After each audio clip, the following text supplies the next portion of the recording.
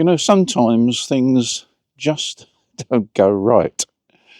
And this was well, I won't call it a disaster, but it was very disappointing.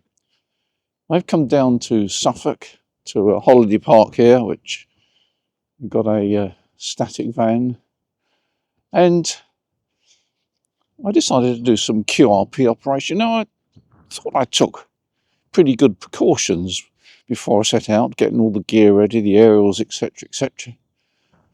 And I was pretty confident. The weather forecast was quite good. I'm shooting this 2 or 3 days later, and it's decidedly cooler now. Sun's out, but it's a cool breeze.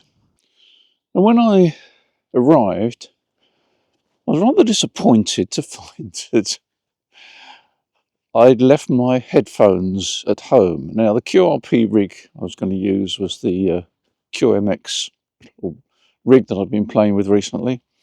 And there's no internal speaker, which is understandable because it's very tiny. I needed headphones. I'd left my headphones behind. Now, this place in Suffolk has not got the biggest shopping centre in the world.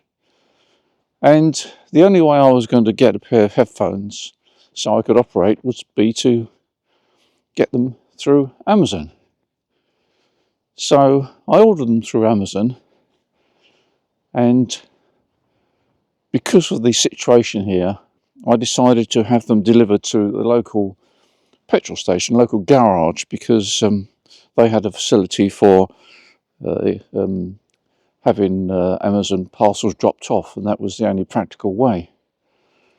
So I checked the following day, because they were going to come the following day. Hadn't arrived.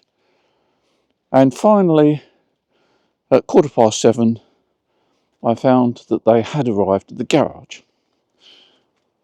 The next problem was the garage closes at 7:30. And there was no way I was going to get to the garage in 15 minutes to pick the headphones up or the earbuds. I ordered some earbuds. I didn't want to buy headphones. I wanted something fairly cheap. Only cost about £7 or £8.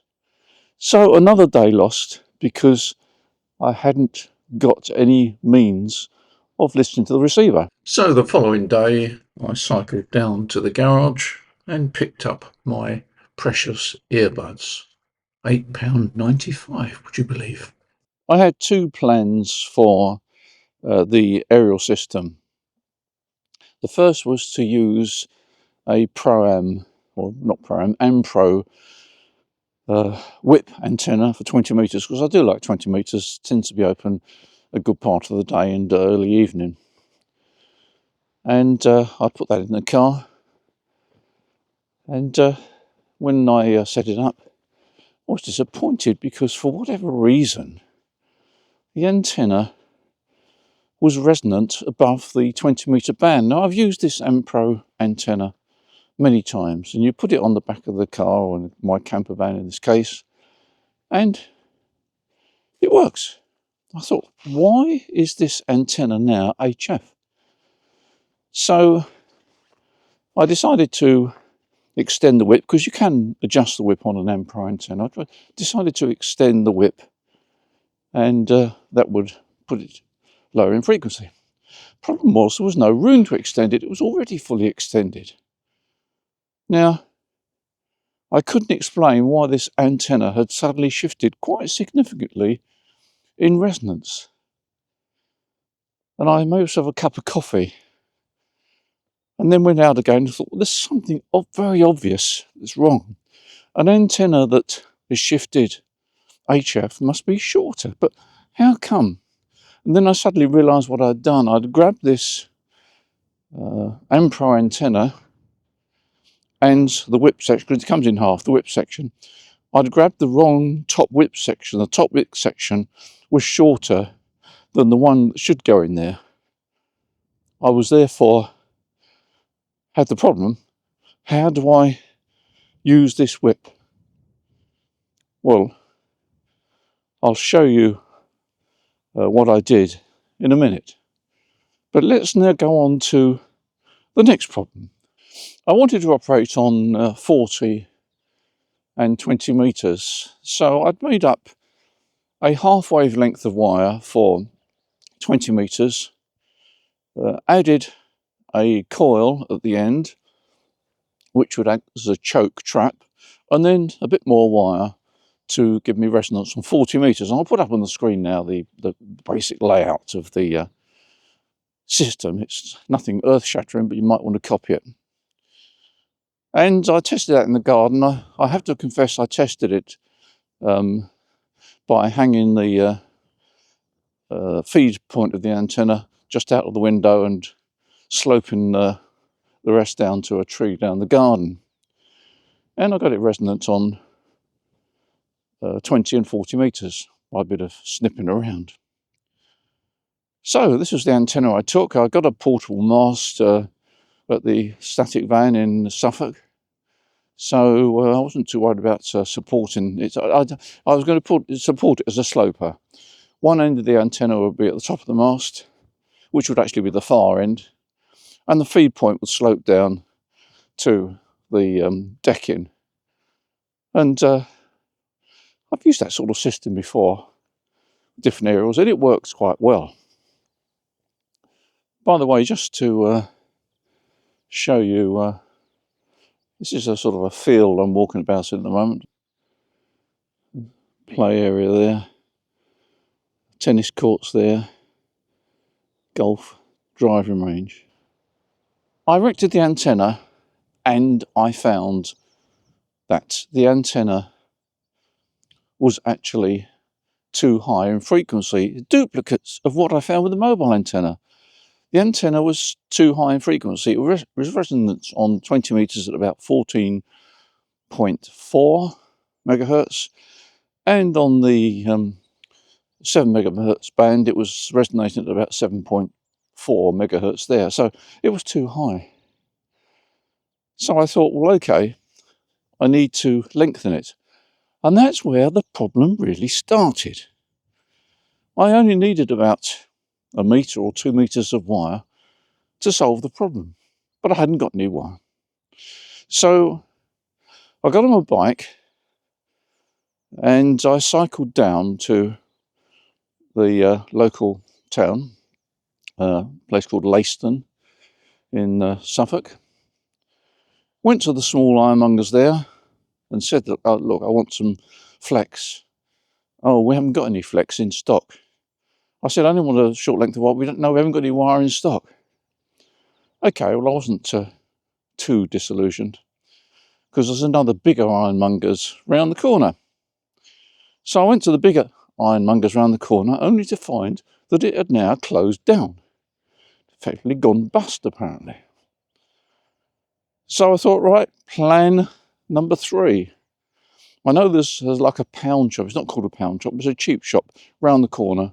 I'll go there, they might have some wire. Only to find that that also had closed down. Now, I was getting a bit frustrated. All I wanted was a couple of metres of wire. I was not asking much, is it? But I couldn't find anywhere to buy a bit of wire. These bits, you've got to believe, because I didn't video it, but I actually ended up asking a policeman. I didn't go up to him and say, look, sir, I'm looking for 2 metres of wire, because it didn't seem to be the right approach.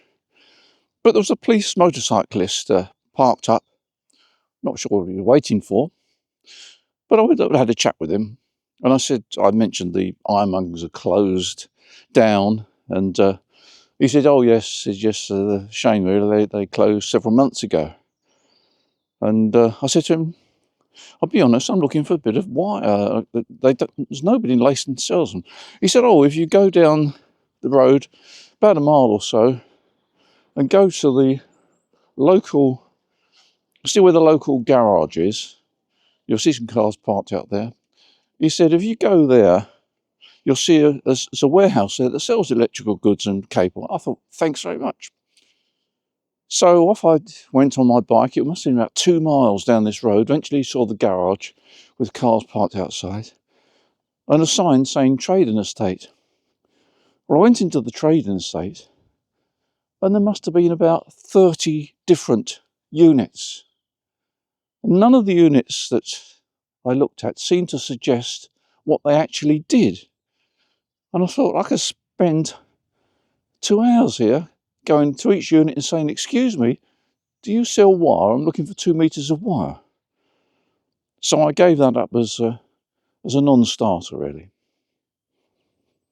So I came back to the site and I thought, wait a minute, if I can find a maintenance man on this site somewhere, perhaps he can find me a bit of wire. So I found this maintenance guy, very helpful, and I explained what I wanted to do and why I wanted it. I think he was a bit puzzled. He wasn't quite sure about amateur radio and why a metre or so of wire was going to solve my problems. But nevertheless, he took me into the store. We found some speaker flex, and I came out delighted with 2 meters of speaker flex. Do you know, I've never been so excited about speaker flex than what I was then. I thought, gosh, at last I can get my antenna on the air. So there we are. I'll show you briefly the setup. It's not terribly exciting, but gosh, was it frustrating. I lost about 2 days of potential QRP operating because I just wanted 2 meters of wire. Now, let me just explain to you how I actually managed to get the mobile whip to resonate using a bit of wire. Oh, by the way, the clue that I had got the wrong whip was that the whip, the Ampro whip, has got a protector there right at the end. It means to say that if you poke yourself in the eye, you won't do any serious damage. Hopefully not anyway, because there's no bare metal. It's like a plastic piece, protects it. And the whip I had didn't have that on there, and that gave me the clue, after thinking about it for a little while, that I'd picked up the wrong whip.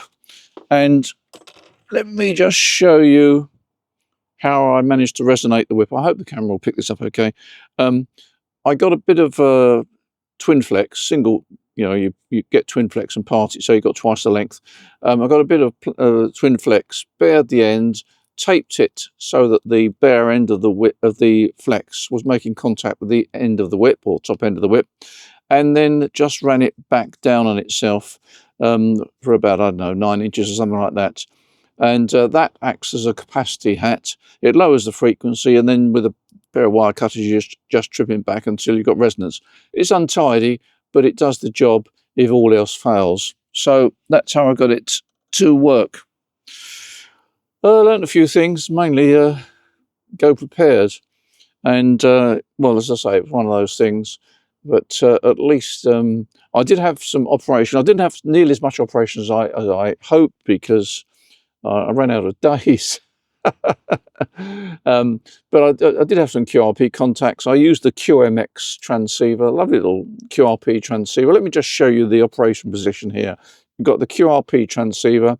I use an old Ellicraft battery, which is a perfect match for the QMX. Don't think you can get those batteries now, not over here anyway. But anyway, you do need a 12-volt battery or less. 13.8 is a no-no. It's got to be 12 volts or less. It gives you about 4 watts out on 40 meters and 20 meters, the 2 bands I had for aerials for, or at least eventually. And it's got a little built-in VSWR meter, all sorts of gizmos. So I operated it on CW. You'll love the, well, perhaps you won't love the paddle key. That's from MFJ. I don't think they make it now, but it's very crude, very simple, but it does the job. 2 bits of sprung metal acting as a paddle. And that worked okay. Fortunately, I took the MATS Auto A2U with me. I didn't intend to take it with me, but I did take it with me. And that helped a bit when I was trying to sort the antennas out, and I managed to have a couple of QSOs on the antenna even though it wasn't resonance. So that helped do it. But normally I wouldn't use the MAT tuner. I'd have the resonance antennas in use and the output of the QMX straight into the antennas. There we are. The plan eventually worked, sort of, but a lot of frustration and not so many contacts, because I didn't have an aerial and didn't have a pair of headphones. There we are. And here's my complete QRP mobile setup. QMX transceiver, battery almost as big as the transceiver, MFJ CW key, and I just had a QSO with EA1 Foxtrot Bravo uniform in Spain, and that was using the mobile whip and running 4 watts. There we are. In the meantime, thanks for your support on this channel, much appreciated. You take care. Oh, by the way, also took the wrong camera with me, hence the actual, some of the video is not particularly good, but there we are. That was the icing on the cake. Let's make, if we're going to go wrong and get everything wrong, let's make it all wrong. Anyway, you take care. Look forward to seeing you in the next video. Hopefully, it'll be a bit more professional than this one.